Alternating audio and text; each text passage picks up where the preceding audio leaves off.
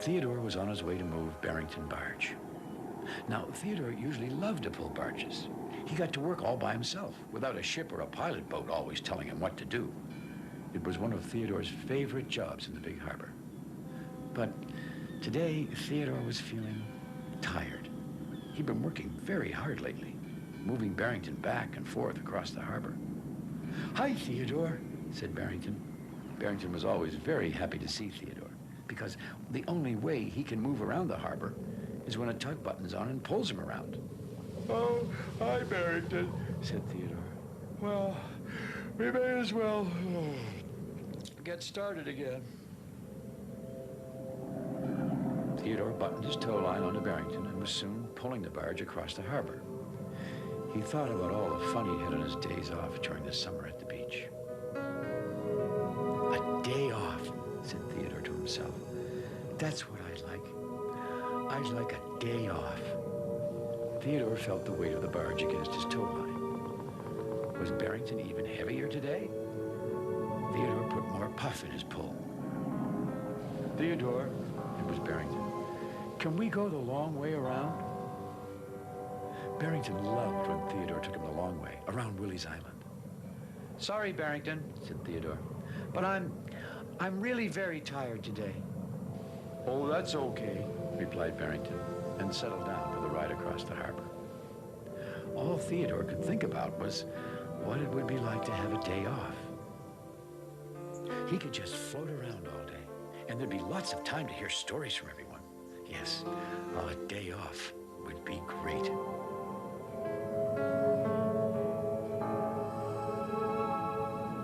The next morning, the tugs gathered round the dispatcher to get their jobs for the day.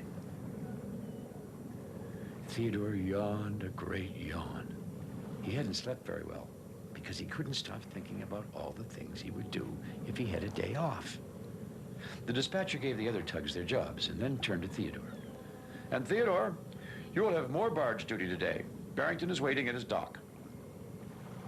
The dispatcher was starting to turn away when Theodore spoke up. Excuse me, sir," he began. "Yes, Theodore," said the dispatcher.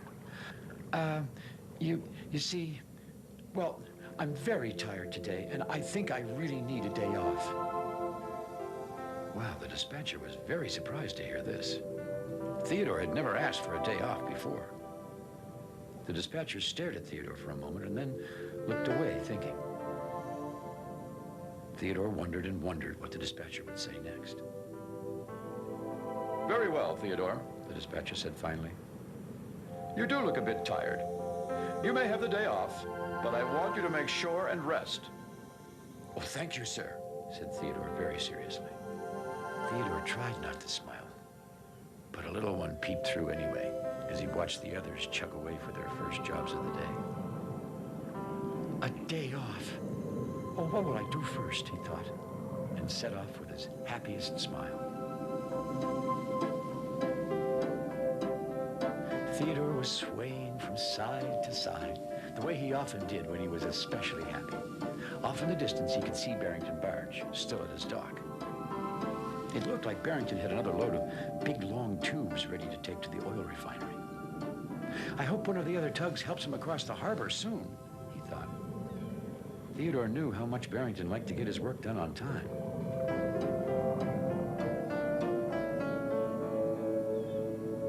Finally, he arrived at the sandy beach. The beach, thought Theodore. Maybe I'll just float around here all day. "Theodore!" It was Petra, the pilot boat. She was coming towards Theodore, looking very serious. "You're supposed to be resting today," said Petra. "Please return to your dock at once." "Yes, Petra," said Theodore, and he turned for home very surprised. He hadn't thought having a day off meant staying at his dock all day.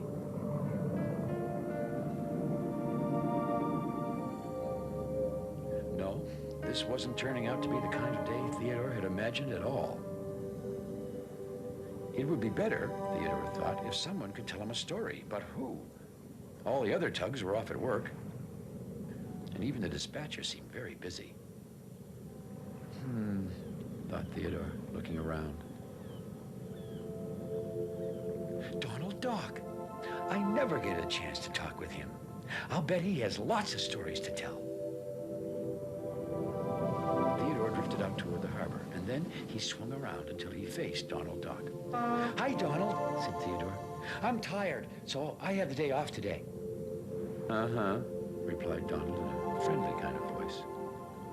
So, said Theodore, waiting for Donald to say something more. Do you know any great stories about the biggest ships that have passed by here? Uh-huh, replied Donald. Well, can you tell me? I've got all day, said Theodore. Uh-huh, replied Donald. Well, this wasn't turning out to be the kind of storytelling Theodore had been hoping for. Well, did it happen a long time ago? Or was it just the other day? Theodore asked.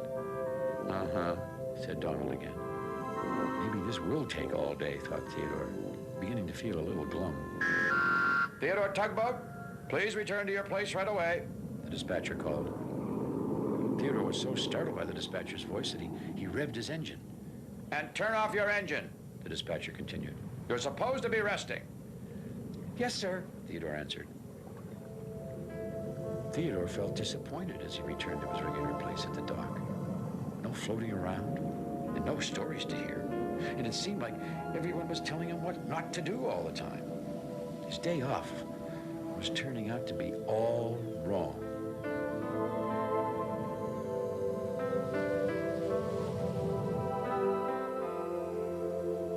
Theodore tried to think of more things to do by himself. But after a while, he just waited for his friends to return. And it felt like he waited days and days. Finally, the other tugboats chugged slowly to their places at the dock. They looked very tired. Hi, everyone, Theodore said cheerily. Oh, hello, Theodore, they mumbled. What did you do today, Hank? Emily? George? Fodak? He was very excited to see all his friends. They were sure to have great stories about their day. It was a very, very busy day, replied Fodak with a yawn. The best part was a huge ship that came all the way from China, said Hank. And since you weren't working today, I got to welcome her. You did? Said Theodore, a little disappointed that he hadn't got to welcome the ship. That's right, Emily said.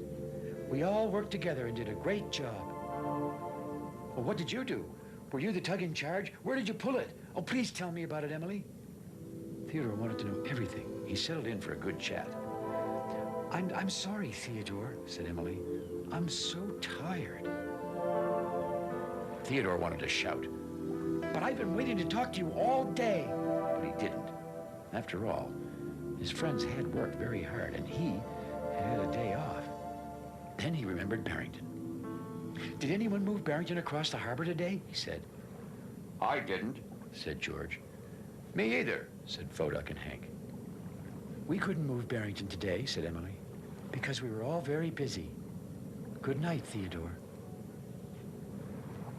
Very busy, said Theodore to himself. He kept thinking and thinking about how he had done nothing all day, and then he thought about Barrington.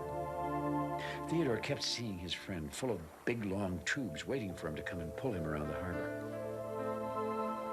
Having a day off hadn't turned out to be as much fun as he thought it would.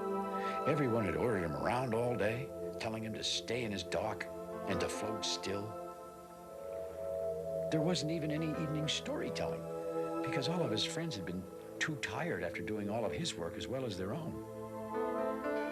He listened to Bedford Bowie's bell, ding-dinging in the distance. And then Theodore had an idea. He would count the bells. That would be fun. 1, 2, counted Theodore. 3, 4. You're not going to feel better without getting your rest, Theodore, said the dispatcher. Good night.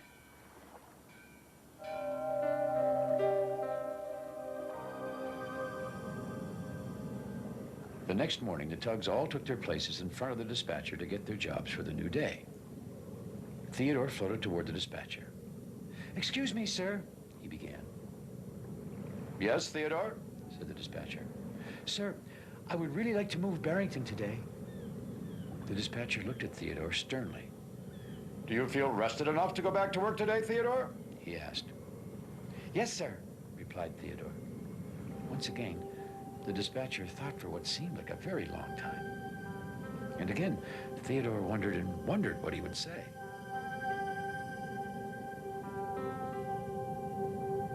Yes, Said the dispatcher finally. yes, you may go back to work today. Yes, it seemed like the best word Theodore had ever heard. He set off toward Barrington, surprising himself with how fast he was floating. Barrington was waiting quietly at his dock when Theodore arrived. "Hello, Theodore," said Barrington, who was very happy to see his friend again. "Hello, Barrington," said Theodore. It seemed like he had never been happier to see Barrington.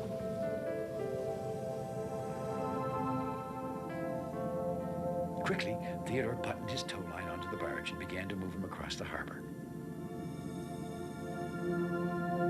"Did you have fun on your day off?" asked Barrington. "No," Theodore admitted. I missed all the things I usually do, and I missed you." I missed you too, said Barrington. I'm glad you're back. "I am too," said Theodore. The two drifted along in silence a moment. "Barrington," said Theodore, "do you want to go the long way today?" Barrington smiled his biggest, bargiest smile and said, "Yes, please." That's what's so nice about barges, thought Theodore to himself. They never tell you what to do.